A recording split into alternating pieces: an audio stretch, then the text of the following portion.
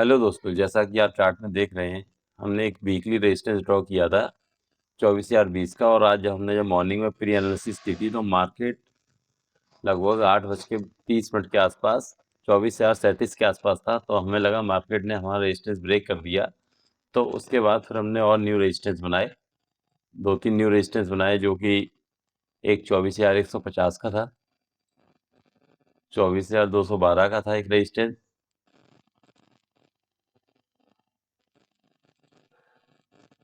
Okay, और एक 24,090 के आसपास में था। ठीक है, ये हमने न्यू रेजिस्टेंस बनाए थे। और ये जो चार्ट ओपन हुआ था इसमें हमने न्यू सपोर्ट बनाए थे। एक हमने बनाया था आपका 23,888 का, एक बनाया था हमने 23,950 के आसपास का, 947 का। ओके, ये हमने सपोर्ट बनाए थे।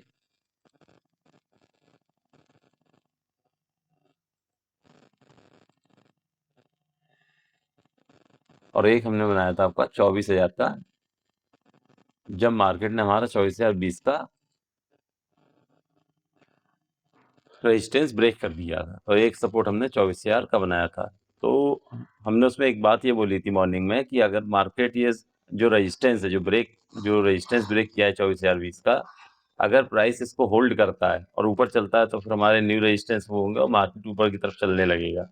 और लेकिन साथ में हमने ये भी कहा था कि अगर प्राइस इसको ब्रेक किया और प्राइस एक्शन जो बना रहा है, अगर प्राइस एक्शन के हिसाब से देखें तो वो डिसाइड करेगा कि मार्केट नीचे जाएगा कि ऊपर जाएगा। तो अगर देखें तो मार्केट ने हमारे जो लेवल हमने ड्रॉ किया था 24,020 का, उसको सीधे-सीधे रेस्पेक्ट किया और मार्केट ने यहाँ पे हमें इसी जगह से डाउन मूवमेंट शो कर दिया जब मार्केट ओपन भी नहीं हुआ था। ओके,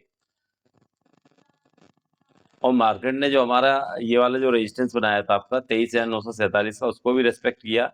देखिए, मार्केट में क्या होता है, जब हम रेजिस्टेंस ड्रॉ करते हैं तो फिर उसके बाद डिपेंड करता है कि प्राइस वहाँ पे किस तरह से मूव कर रहा है, प्राइस एक्शन क्या कह रहा है, उसके बेसिस पे ट्रेड ली जाती है। तो यहाँ अगर देखें तो मार्केट ने डायरेक्ट किया और हमारे हिसाब से कोई प्राइस एक्शन बना नहीं।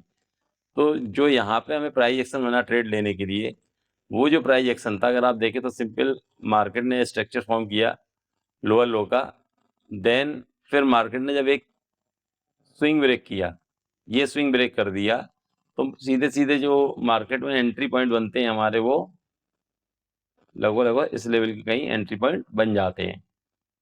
ओके, तो एंट्री हमारी यहाँ बनती है। अगर आप देखें, ये जो प्राइस एक्शन का जो मूव है, ये जो प्राइस एक्शन का मूव है, ये डिपेंड करता है कि मार्केट में हमें एंट्री कैसे बनानी है और कब बनानी है। ओके, तो अगर आप देखें तो मार्केट ने सीधे-सीधे हमारे लेवलों को रेस्पेक्ट किया, जो हमने 24,020 का वीकली रेंज में बनाया था, और हमने कहा था कि मार्केट इसी रेंज में घूमने की संभावना है। तो हो सकता है कि मार्केट इसी रेंज में मूव करे, क्योंकि अभी भी अगर आप देखें तो मार्केट इसी रेंज में फँसा हुआ है। और अगर मार्केट ये ब्रेकडाउन नहीं करता है, अगर ये रेजिस्टेंस ब्रेक नहीं करता है 24,020 का कल की डेट में, तो फिर मार्केट नीचे की तरफ चलने की संभावना है।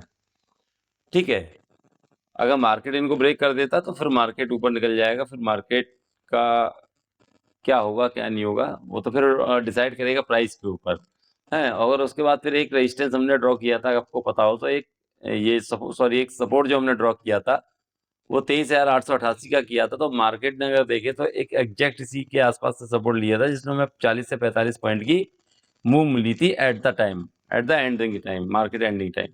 ओके, तो अगर यहाँ से देखें तो मार्केट में लगभग-लगभग हमारे लेवलों पे काम किया। और अगर आपको वीडियो पसंद आया तो लाइक करें, सब्सक्राइब करें। ये आपकी आफ्टर मार्केट की एनालिसिस थी। और आपको पता ही है कि जो हम सपोर्ट और रेजिस्टेंस करते हैं उसके पीछे सिंपल सा लॉजिक होता है। मार्केट पहली चीज़ तो क्या, फर्स्ट टाइम आना चाहिए वहाँ पे रिवर्स होके। जैसा अगर देखें तो यहाँ पे मार्केट ने डायरेक्ट ब्रेक किया 24,000 का लेवल, और ये फर्स्ट टाइम आया। और जैसे ही यहाँ से ये फर्स्ट टाइम आया, मार्केट डाउन की तरफ चला गया। ठीक है, तो यही सिंपल छोटे-छोटे लॉजिक यूज़ करते हैं हम ट्रेड में। तो हमारे साथ ट्रेड में बने रहिए। धन्यवाद।